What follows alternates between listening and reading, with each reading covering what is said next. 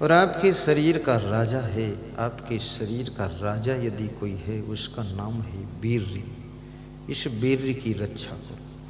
ये जो आपके मुखमंडल पर चमक, हाथों में चमक, मस्तक पर लाइट दिखाई देती है, ये वीर्य का ही प्रभाव है।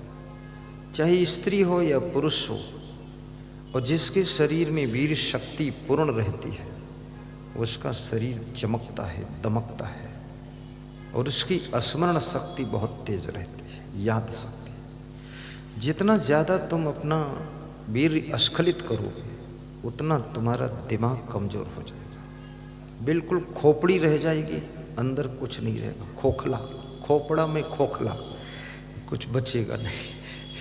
इसलिए हनुमान चालीसा में एक चौपाई लिखी है, आपन तेज सम्हारो आपे, तीनों लोक हाँकते कांपे। हनुमान जी ने जो द्रोणागिर पहाड़ उठाया था, वो ब्रह्मचर्य के बल से ही उठाया था। उनके शरीर में वीर शक्ति थी, वो ब्रह्मचारी थे।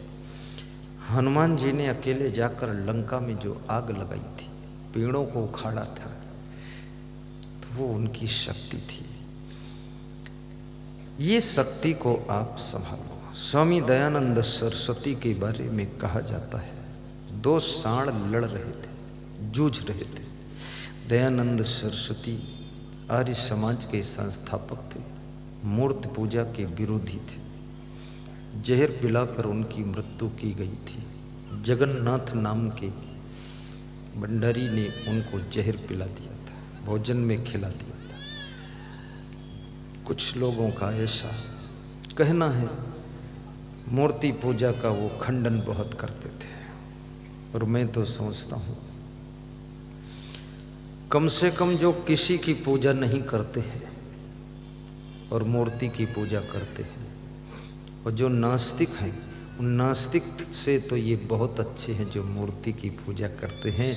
कम से कम आज मूर्ति की पूजा करेंगे, कल चेतन तत्व की भी पूजा करेंगे। इनके अंदर श्रद्धा तो है।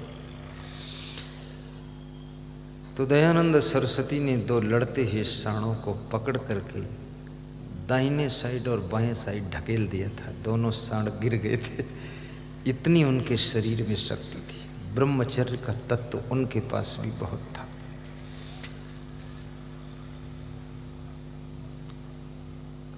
अपन तेज सम्हारो आपे, तीनों लोक हाँकते कांपे। संसारी व्यक्ति को एक पत्नी व्रत और एक पति व्रत का पालन करना चाहिए,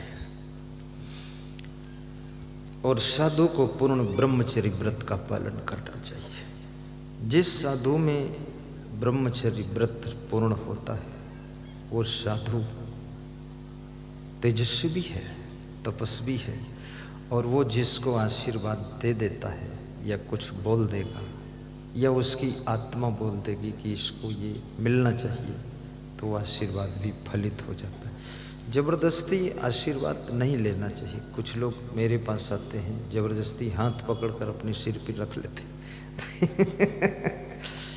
और कभी कभी तो कोई इधर खींचता, कोई उधर खींचता है, कोई फूल फेंकता है, कोई माला डालता है, कोई नारियल डाल रहा है, कोई कहता सुनो गुरुजी, कोई कहता इधर देखो गुरुजी। तो मैं बड़ी सहनशीलता रखता हूँ यहाँ, नहीं यहाँ भी उलझ जाएगा आदमी सबको समायोजन करता हूँ।